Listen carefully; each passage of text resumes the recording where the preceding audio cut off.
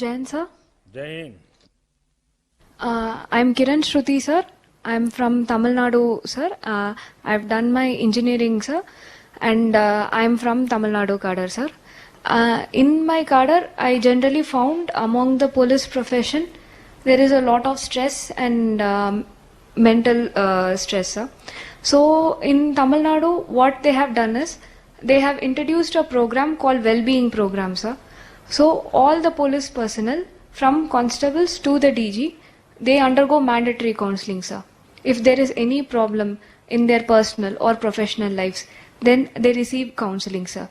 Because of this, all they find that their stress is reduced, and they find that they are able to do their work with much more energy, sir. And they find that they are much more enthusiastic, motivated, and happy to do the job. And the public also feels that because of this, they find the police much more easier to engage with. This I found very impressive, sir. Jain, sir. Vanakkam. Vanakkam, sir.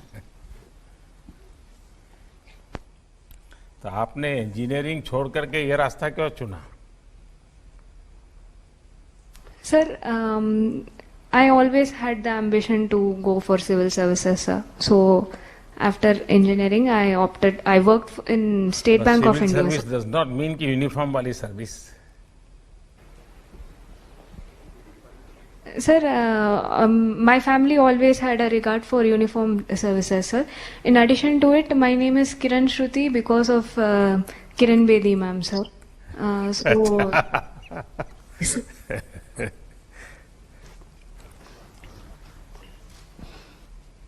आपने एक नया विषय बताया, मुझे लगता है जो बाकी आपके साथी हैं उनको भी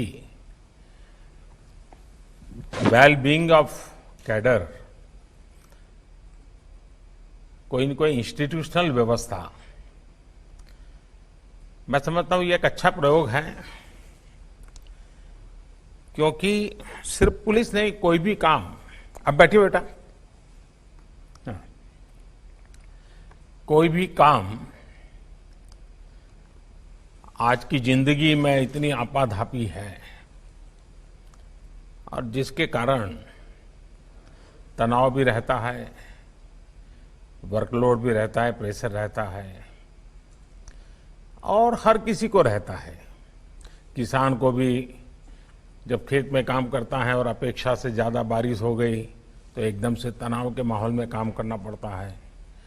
कम हो गई तो भी चिंता रहती है। तो ये जीवन का ये हिस्सा है, लेकिन ये ऐसी चीज नहीं है कि जिसको मैनेज न किया जा सके। और अगर साइंटिफिक तरीके से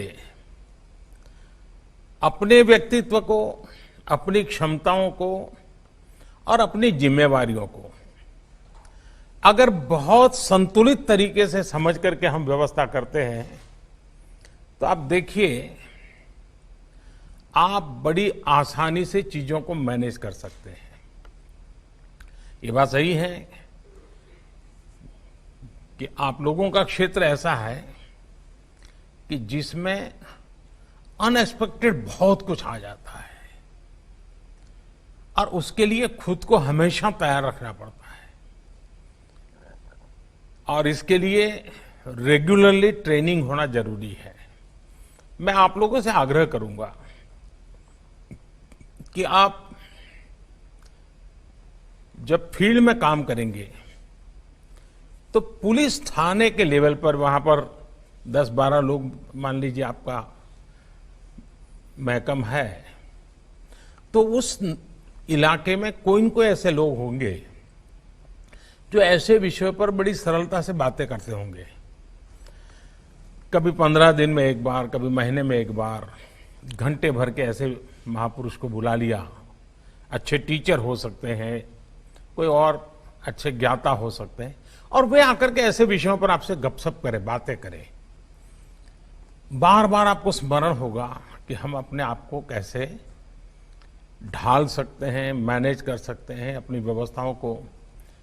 दूसरा, जीवन में मैं हमेशा तनावपूर्ण जीवन जीने वालों को हमेशा आग्रह करता हूं योगा, प्राणायाम, ये बहुत ही सिद्ध, अब तो आपको वहां पर मजबूरन भी किया करना पड़ा होगा, सुबह उठ उठ करके जाना भी पड़ा होगा। मैंने भी उस मैदान में योगा किया हुआ है जिस मैदान में आप लोग करते हैं। आपने अनुभव किया होगा कि अगर मन से करते हैं, पूरा मन उसमें जोड़ देते हैं, ये कितना बेनिफिट करता है। और तब जाकर के आपको ये तनाव कभी महसूस नहीं होगा, काम कितना ही होगा, आप हमेशा प्रसन्न और आनंदित होंगे। लेकिन मुझे अच्छा लगा कि आपने तमिलनाडु में इसकी एक इंस्टीट्यूशनल व्यवस्था के विषय में परिचय करवाया।